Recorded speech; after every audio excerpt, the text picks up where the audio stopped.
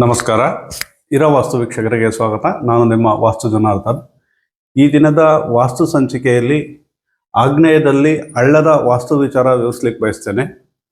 ಏನು ವಾಸ್ತು ವಿಚಾರದಲ್ಲಿ ಆಗ್ನೇಯದಲ್ಲಿ ಹಳ್ಳ ಅನ್ನೋದು ಎಷ್ಟು ಮಟ್ಟಕ್ಕೆ ತೊಂದರೆ ಕೊಡುತ್ತೆ, ಅಥವಾ ಹಳ್ಳ ಆಗ್ನೇಯದಲ್ಲಿ ಬರೋದ್ರಿಂದ ಏನೆಲ್ಲ ತೊಂದರೆಗಳಾಗುತ್ತೆ ಅಥವಾ ತೊಂದರೆಗಳಾಗೋದಿಲ್ವ ಅನ್ನೋದರ ವಾಸ್ತು ವಿಚಾರ ನಿಮಗೆ ಪರಿಪೂರ್ಣವಾಗಿ ವಿವರಿಸ್ಲಿಕ್ಕೆ ಬಯಸ್ತೇನೆ. ಅದೇ ರೀತಿ ನಮ್ಮ ಇರೋ ವಾಸ್ತು ಚಾನಲ್ನ ಯಾರೆಲ್ಲ ಫಸ್ಟ್ ಟೈಮ್ ನೋಡ್ತಾ ಇದ್ದೀರಾ, ಸಬ್ಸ್ಕ್ರೈಬ್ ಮಾಡಿ, ಶೇರ್ ಮಾಡಿ, ಮತ್ತು ಬೆಲ್ ಬಟನ್ ಒತ್ತಿ ಅಂತ ಹೇಳ್ತಾ ಈ ದಿನದ ವಾಸ್ತು ಸಂಚಿಕೆನ ಸ್ಟಾರ್ಟ್ ಮಾಡೋಣ. ನೋಡಿ, ವಾಸ್ತು ವಿಚಾರದಲ್ಲಿ ಇದು ಪೂರ್ವ, ಪಶ್ಚಿಮ, ಉತ್ತರ, ದಕ್ಷಿಣ, ಅದೇ ರೀತಿ ಈಶಾನ್ಯ, ಆಗ್ನೇಯ, ವಾಯುವ್ಯ, ನೈಋತ್ಯ, ಈ ಇಷ್ಟು ಮೂಲೆಗಳಲ್ಲಿ ನಾನು ಈ ದಿನ ಆಗ್ನೇಯದಲ್ಲಿ ಹಳ್ಳ ಬರೋದರ ವಾಸ್ತು ವಿಚಾರ ನಿಮಗೆ ಪರಿಪೂರ್ಣವಾಗಿ ವಿವರಿಸ್ತಾ ಇದ್ದೇನೆ.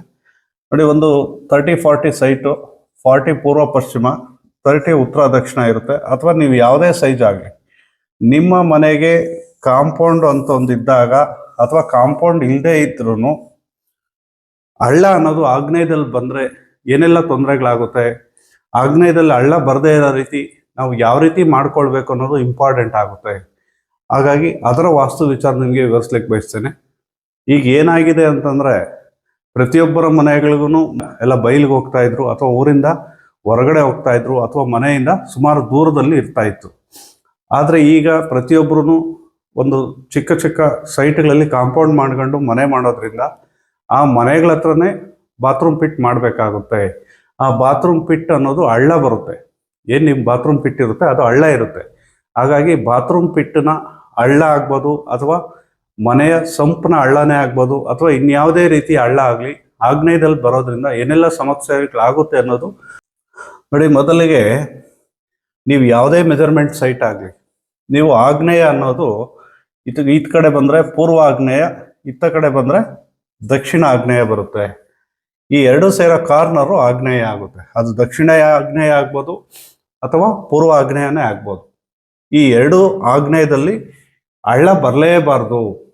ನೋಡಿ, ಒಂದು ಮನೆ ಅಂದಾಗ ಇದೊಂದು 30 ಅಡಿ ಇತ್ತು ಅಂದರೆ ಮಿಡ್ಲ್ ಈ ಕಡೆ 15 ಇರುತ್ತೆ, ಈ ಕಡೆ 15 ಇರುತ್ತೆ, ಸೆಂಟ್ರ್ ಮಿಡ್ಲ್ ಇರುತ್ತೆ. ಆ ಮಿಡ್ಲಲ್ಲಿ ನಿಮಗೆ ಬಾತ್ರೂಮ್ ಪಿಟ್ಟು, ಏನು ಟಾಯ್ಲೆಟ್ನ ಒಂದು ಕಕ್ಕಸ್ಸು ಗುಣಿ ಇರುತ್ತೆ, ಅದರ ಒಂದು ಸ್ಟೋರೇಜ್ಗೆ ಸೆಪ್ಟಿಕ್ ಟ್ಯಾಂಕ್ ಮಾಡ್ತೀರಾ. ಅದರ ವಾಸ್ತು ವಿಚಾರ ಎಷ್ಟು ಮಟ್ಟಕ್ಕೆ ಅದನ್ನು ನಾವು ಎಲ್ಲಿ ಮಾಡ್ಕೊಳ್ಬೇಕು ಅನ್ನೋದು ಇಂಪಾರ್ಟೆಂಟ್ ಆಗಿರುತ್ತೆ. ಹಾಗಾಗಿ ನೋಡಿ, ಇದು 30 ಅಡಿ ಅಥವಾ 40 ಅಡಿನೇ ಇತ್ತು ಅಂತ ಇಟ್ಕೊಳ್ಳಿ, ಇದು ಸೆಂಟ್ರ್ ಮಧ್ಯಭಾಗ ಬರಬೇಕು. ಬಾತ್ರೂಮ್ ಪಿಟ್ಟಿಗೆ ಪೂರ್ವದ ಮಧ್ಯಭಾಗದಲ್ಲಿ ಪಿಟ್ ಬರಬೇಕು. ಅಥವಾ ನಾವು 1 ಅಡಿ 2 ಅಡಿ ಆ ಕಡೆ ಈ ಕಡೆ ಬರುತ್ತೆ ಅನ್ನೋದಾದರೆ ಈಶಾನ್ಯದ ಕಡೆ ದಯಮಾಡಿ ಹೋಗಬೇಡಿ.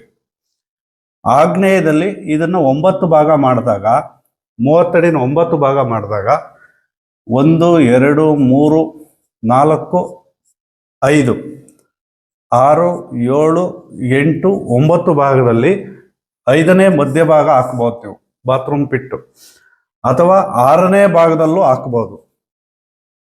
ಅದು ವಾಸ್ತುಗೆ ಬರುತ್ತೆ.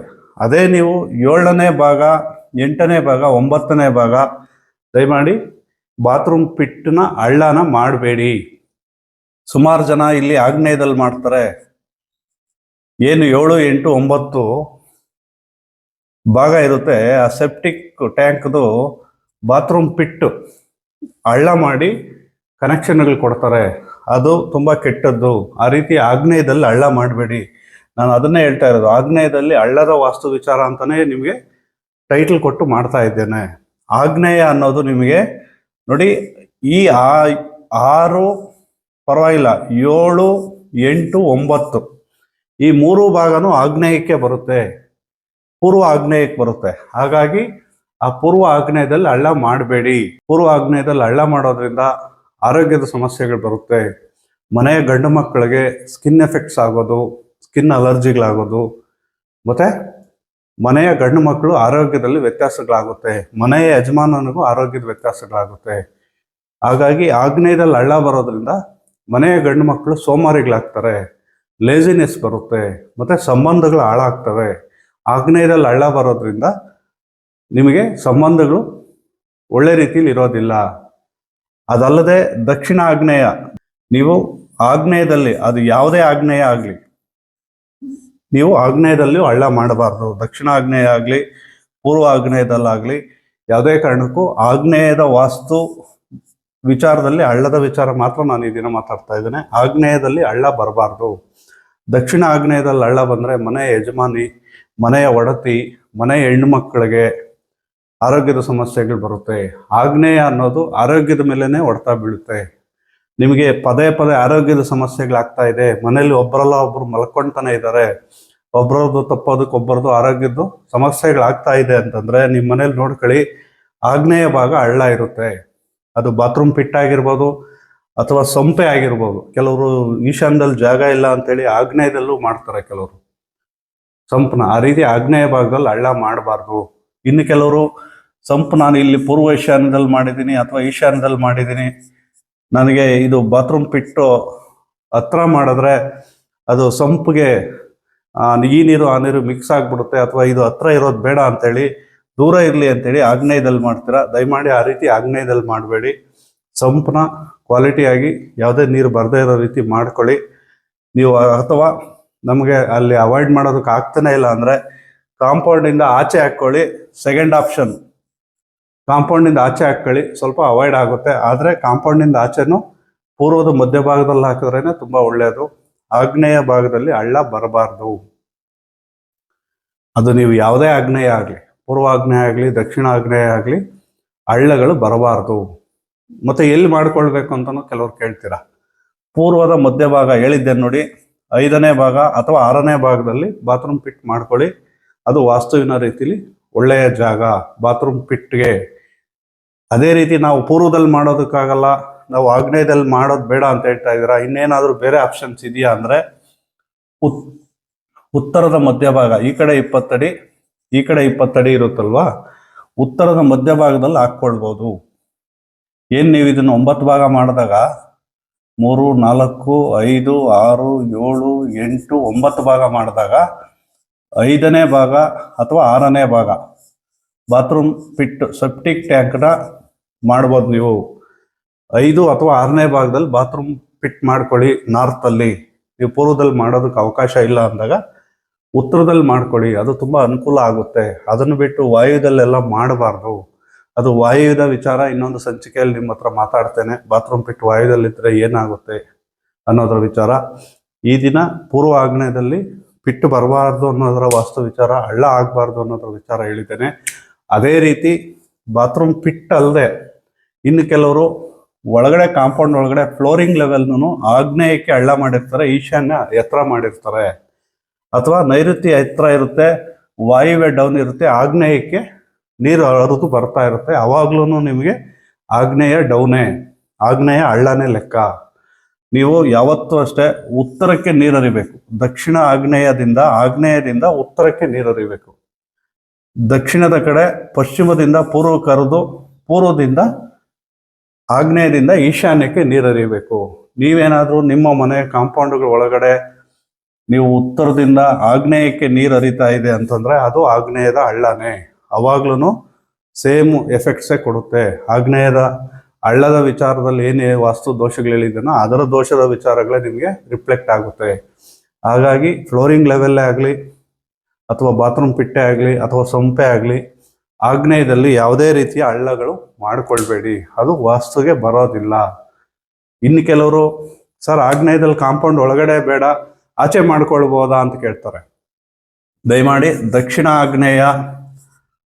ಆಗ್ನೇಯಗಳಾಗಲಿ ಪೂರ್ವ ಆಗ್ನೇಯದಲ್ಲಾಗಲಿ ನೀವು ಕಾಂಪೌಂಡ್ ಹೊರಗಡೆನೂ ಹಳ್ಳಗಳು ಮಾಡಿಕೊಳ್ಬೇಡಿ. ಫಸ್ಟ್ ಆಪ್ಷನ್ನು, ನನಗೆ ಅವಕಾಶ ಇದೆ ಅಂದರೆ ನಾನು ಹೇಳಿರೋ ರೀತಿ ಕಾಂಪೌಂಡ್ ಒಳಗಡೆ ಉತ್ತರದಲ್ಲೇ ಮಾಡ್ಕೊಳ್ಳಿ ಅಥವಾ ಪೂರ್ವದಲ್ಲಿ ಮಾಡ್ಕೊಳ್ಳಿ. ಇಲ್ಲ ನನಗೆ ಅವಕಾಶನೇ ಇಲ್ಲ ಅಂದರೆ ಕಾಂಪೌಂಡಿಂದ ಆಚೆ ಮಧ್ಯಭಾಗದಲ್ಲಿ ಪೂರ್ವದಲ್ಲಿ ಮಾಡ್ಕೊಳ್ಳಿ. 5, 6 ಅದೇ ರೀತಿ ಉತ್ತರದ ಮಧ್ಯಭಾಗದಲ್ಲಿ 5, 6ರಲ್ಲಿ ಮಾಡ್ಕೊಳ್ಳಿ. ಇಲ್ಲ ನನಗೆ ಎಲ್ಲೂ ಆಪ್ಷನ್ ಇಲ್ಲ ಅಂದರೆ ಒಳಗಡೆಗಿಂತ ಆ ಹೊರಗಡೆ ಮಾಡೋದು, ಕಾಂಪೌಂಡಿಂದ ಆಚೆ ಮಾಡಲೇಬಾರ್ದು. ದಕ್ಷಿಣ ಆಗ್ನೇಯದಲ್ಲಿ ಪೂರ್ವ ಆಗ್ನೇಯದಲ್ಲಿ ಸ್ವಲ್ಪ ಮಟ್ಟಿಗೆ ಕಾಂಪೌಂಡಿಂದ ಹೊರಗಡೆ ಮಾಡೋದ್ರಿಂದ ಇನ್ನೇನು ಆಪ್ಷನ್ ಇಲ್ಲ ಅಂದಾಗ, ಇದು ಯಾವುದೂ ಆಪ್ಷನ್ ಇಲ್ಲ ಅಂದಾಗ ಆ ರೀತಿ ಮಾಡ್ಕೊಳ್ಳಿ.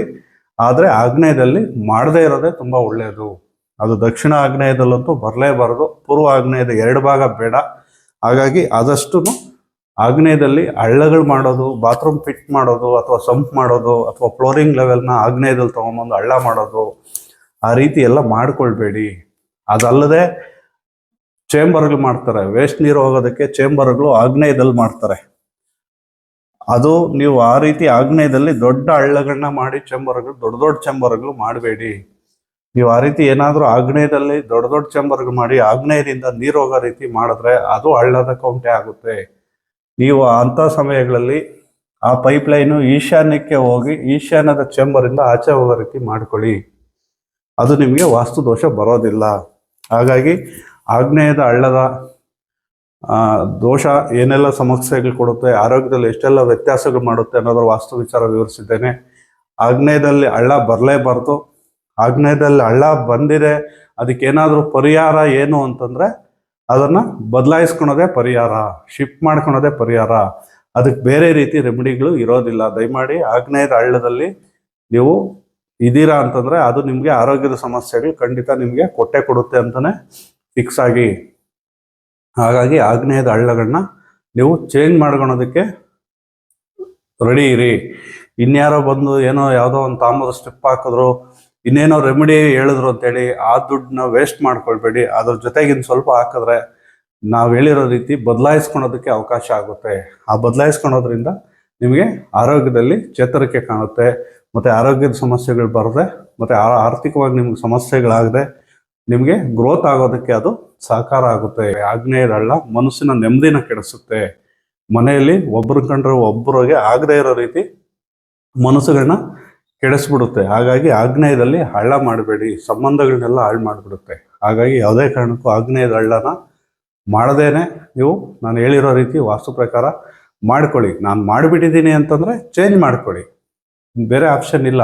ನಾನು ಹೊಸ್ದಾಗಿ ಮಾಡ್ತಾ ಇದ್ದೀನಿ, ಹೊಸ್ದಾಗಿ ಮನೆ ಕಟ್ಟಿದ್ದೀನಿ, ಹೊಸ್ದಾಗಿ ಕಾಂಪೌಂಡ್ ಮಾಡ್ತಾ ಇದ್ದೀನಿ ಅಂದರೆ ದಯಮಾಡಿ ಈ ಥರದ ವಿಡಿಯೋಗಳನ್ನ ನೋಡಿ ಮಾಡ್ಕೊಳ್ಳಿ. ಅಥವಾ ನಿಮ್ಮಲ್ಲಿ ಯಾರಾದರೂ ಹೊಸ್ದಾಗಿ ಮನೆಗೆ ಕಟ್ತಾ ಇದ್ದಾರೆ ಅಂಥವ್ರಿಗೆ ಈ ವಿಡಿಯೋನ ಕಳಿಸಿ. ಯಾಕಂದರೆ ಪ್ರತಿಯೊಬ್ಬರು ಮನೆ ಕಟ್ಟಬೇಕಾದ್ರೆ ಬಾತ್ರೂಮ್ ಫಿಟ್ ಅನ್ನೋದು ಕಂಪಲ್ಸರಿ ಮಾಡ್ತಾರೆ. ಮಾಡಬೇಕಾದ್ರೇ ಒಂದು ಒಳ್ಳೆಯ ಜಾಗದಲ್ಲಿ ಹಾಕ್ಕೊಂಡು ಮಾಡಿಕೊಂಡ್ರೆ ಅದು ನಿಮಗೆ ಅಭಿವೃದ್ಧಿಗೆ ಅವಕಾಶ ಆಗುತ್ತೆ. ನೀವು ಯಾರ್ದೋ ಮಾತು ಕೇಳಿ ಹಾಕ್ಬಿಟ್ಟು ನಾನು ಮಾಡಿಬಿಟ್ಟಿದ್ದೀನಿ ತಿರ್ಗಿ ನಾನು ಮಾಡೋದಕ್ಕಾಗಲ್ಲ ಅಂದರೆ ಅದನ್ನು ನೀವು ಅನುಭವಿಸ್ಲೇಬೇಕಾಗುತ್ತೆ. ಸಮಸ್ಯೆಗಳು ಸಿಗಾಕೊಂಡು ಅದನ್ನು ಅನುಭವಿಸ್ಬೇಕಂದ್ರೆ 2-3 ವರ್ಷ ಆಗುತ್ತೆ. ಅದರಿಂದ ತಿರ್ಗಿ ನೀವು ಈಚೆ ಬಂದು ಸುಧಾರಿಸ್ಕೊಂಡು ಮುಂದೆ ಹೋಗ್ಬೇಕಂದ್ರೆ ಮೆಂಟ್ಸು ಕುಂಠಿತ ಆಗಿ ತಿರ್ಗಿ ನೀವು ಡೆವಲಪ್ ಆಗಬೇಕು ಅಂದರೆ ತುಂಬ ಸಮಯಗಳು ತಗೊಳುತ್ತೆ. ಹಾಗಾಗಿ ಆ ರೀತಿ ತೊಂದರೆಗಳು ಸಿಗಾಕ್ಕೋಬೇಡಿ ಅಂತ ಹೇಳ್ತಾ ಈ ದಿನದ ವಾಸ್ತು ವಿಚಾರ ನಿಮಗೆ ಇಷ್ಟ ಆಗಿದೆ ಅಂತ ಭಾವಿಸ್ತಾ ನಮ್ಮ ಇರಾವಾಸ್ತು ಚಾನಲ್ನ ಯಾರೆಲ್ಲ ಫಸ್ಟ್ ಟೈಮ್ ನೋಡ್ತಾ ಇದ್ದೀರಾ ಸಬ್ಸ್ಕ್ರೈಬ್ ಮಾಡಿ, ಶೇರ್ ಮಾಡಿ, ಬೆಲ್ ಬಟನ್ ಒತ್ತಿ ಅಂತ ಹೇಳ್ತಾ ಇದೇ ರೀತಿಯ ವಾಸ್ತು ವಿಚಾರಗಳು ಮುಂದಿನ ದಿನಗಳಲ್ಲಿ ನಿಮ್ಮ ಮುಂದೆ ತರ್ತೇನೆ ಅಂತ ಹೇಳ್ತಾ ಈ ದಿನದ ವಾಸ್ತು ಸಂಚಿಕೆನ ಇಲ್ಲಿಗೆ ಮುಗಿಸ್ತಾ ಇದ್ದೇನೆ. ನಮಸ್ಕಾರ.